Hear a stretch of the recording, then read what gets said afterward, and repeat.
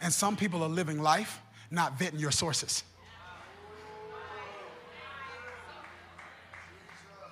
Some people think because it's viral, it's true.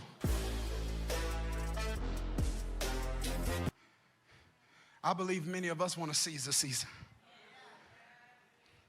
But in order to seize the season, you got to upgrade some areas.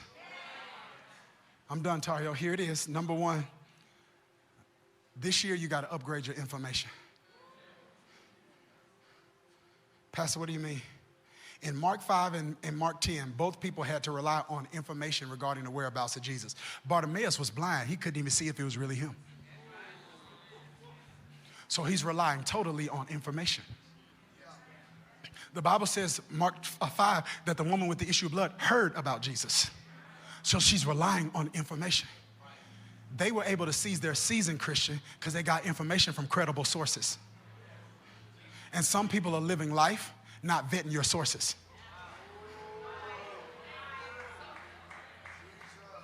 Some people think because it's viral, it's true.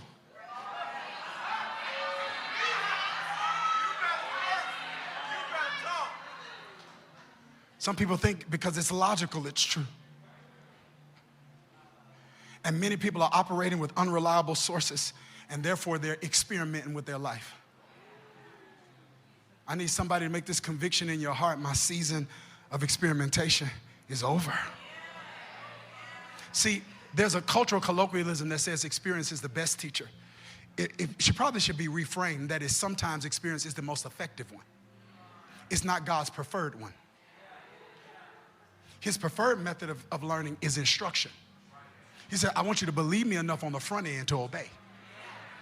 I don't want to have to teach you fire is hot all the time by you burning your hand. I need you to trust me it's hot so that you never stick your hand in it. I'm not saying that there isn't a place for experience, but some experiential learning is unnecessary. You don't have to learn everything the hard way. Because learning through experience, there's tuition attached to all education. So to learn through information, you got to pay the tuition of humility. But when you learn through experience, you pay the tuition of time. And that's a non-renewable asset. You don't get that back. Sometimes it took you 5 years to learn a lesson that you can't get back. That tuition is too expensive.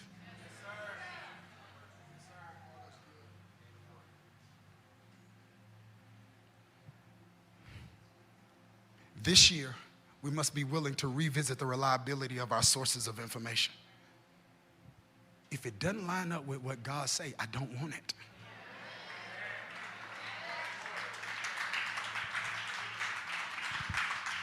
Here it is. Remember, I trust the Bible. I don't trust people's interpretation of the Bible. But how long you gambling relationally? How long you gambling financially? How long you gambling emotionally? What information is fueling your decisions? We got to upgrade our information. Number two, we got to upgrade our execution. None of these miracles happen in Mark 5 or 10 if they don't execute on the information. James says, don't merely listen to the word and so deceive yourselves. Do what it says. The Red Sea was parted because of execution.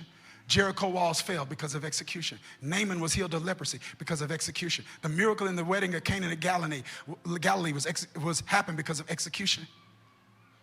And so many people don't have an execution issue. You have an execution issue when it comes to godly instruction.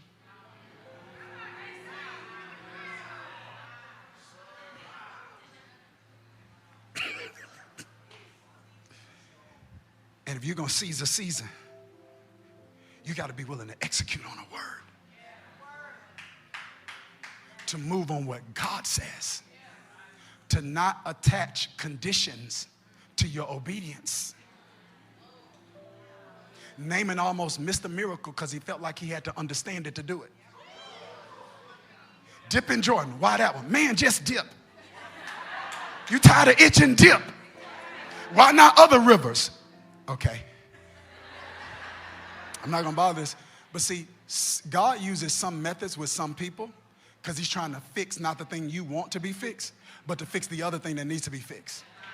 So it's like Naaman, I could have did this in another river. You just know you got leprosy. You don't know you got arrogance, and you shouldn't have it because you're a leper.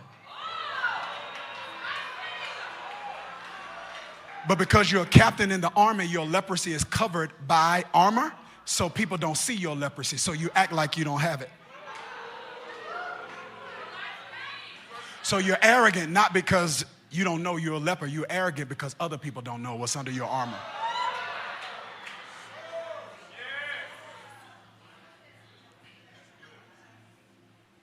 All right, we out of time. Here it is. So he says, I'm going to do this way because I'm trying to fix some other stuff that's going to destroy you worse than leprosy will.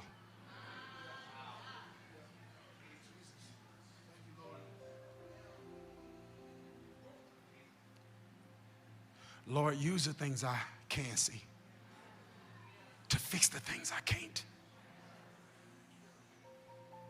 Number 3, y'all ready for this one? Number 3, we've got to upgrade our insulation. So I've been doing some studying recently, and I don't know if y'all heard of this term. I just learned about it this year, called emotional contagion. Have you heard of that? Right. Well, anyway, emotional contagion, it refers to the reality that emotions can spread in a way that are similar to infectious diseases. Right? That I can be emotionally positive, optimistic, right, zealous, and then I'm overexposed to people that are negative and cynical and full of doubt. And then unconsciously, my emotional disposition changes.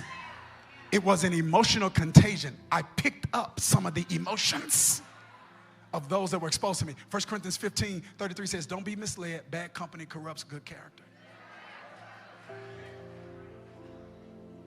So sometimes, listen to me, sometimes you can't do separation. Because sometimes you're living with a negative. Let me go over here. Y'all, was that too real? Are y'all all right? Separate. What if it's your mama?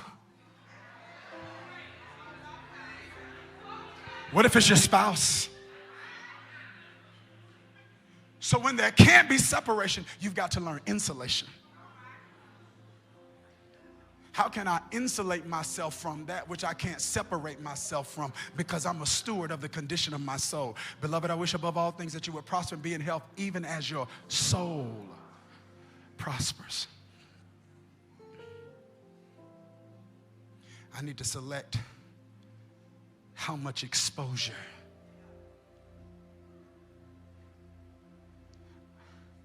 I subject myself to when it comes to that which isn't healthy for my soul. It doesn't mean we can't have conversations. It just means they might not be long.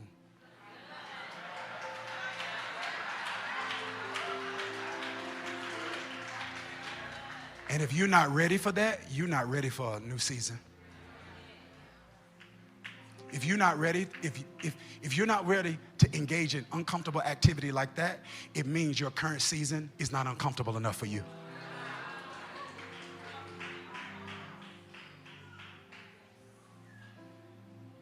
And you're not being selfish, you're being a steward. Because I got to go. Your assignment requires a healthy soul. I can't do this without a healthy soul. I got to believe God. I got to believe all things are possible. I got to believe we can do it. I got to believe that I'm faithful and I teach this Bible and I love people right and I serve people well, that we'll see a difference. Your assignment requires. I got to go. And last but not least, y'all ready for this? You got to upgrade your determination. Here's what I'm telling you right now. When Ash Wednesday come and we come into Lent, here's what some of us need to give up. Let your pastor tell you what you need to quit. You need to quit quitting.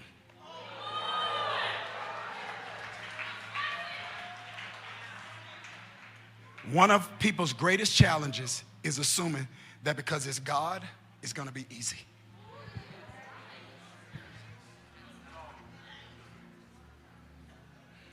1 Corinthians 16:9 says, because a great door for effective work has opened to me, there are many who oppose me.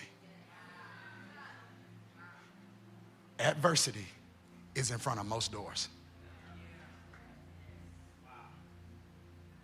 Great door signifies great opportunities. And there are three types of doors. There are doors that require keys, doors that require codes, and doors that require closeness. Some doors you just get close enough and they open. Some doors you need a code and they open. And some doors you need keys.